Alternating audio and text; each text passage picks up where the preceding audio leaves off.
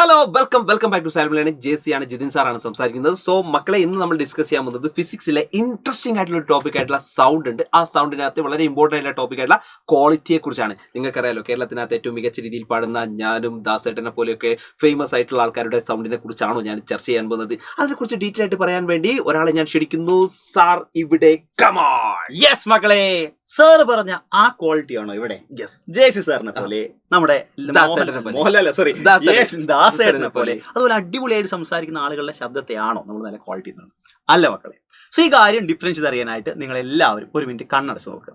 ഇപ്പൊ ഞാൻ സംസാരിക്കുന്നതാണോ ജെയ് സാർ സംസാരിക്കുന്ന കാര്യം നിങ്ങൾക്ക് ഡിഫറൻസ് ചെയ്ത് അറിയാൻ കഴിയില്ലേ?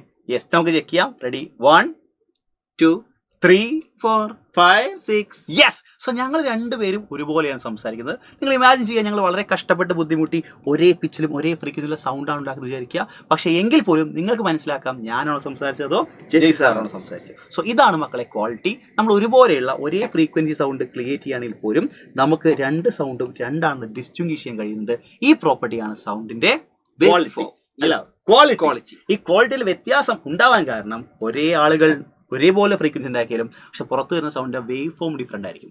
ഇപ്പോൾ ഞാൻ ഉണ്ടാക്കുന്ന സൗണ്ട് ഇതുപോലെ ക്രാക്ക് ഉള്ള ഒരു വേവ് ഫോം ആണെങ്കിൽ ജെയ് സാറിന് ഒരു പക്ഷേ ഇതുപോലെയുള്ള കുറച്ചുകൂടി സ്മൂത്ത് ആയിട്ടുള്ള വേവ് ഫോം ആയിരിക്കും. സോ ഓരോ ആളുകൾ ഉണ്ടാക്കുന്ന സൗണ്ടിന്റെ വേവ് ഫോമിന്റെ ഡിഫറൻസ് ആണ് ഈ ക്വാളിറ്റി എന്ന ഫാക്ടറിൽ വ്യത്യാസം ഉണ്ടാകുന്നത് കാരണം.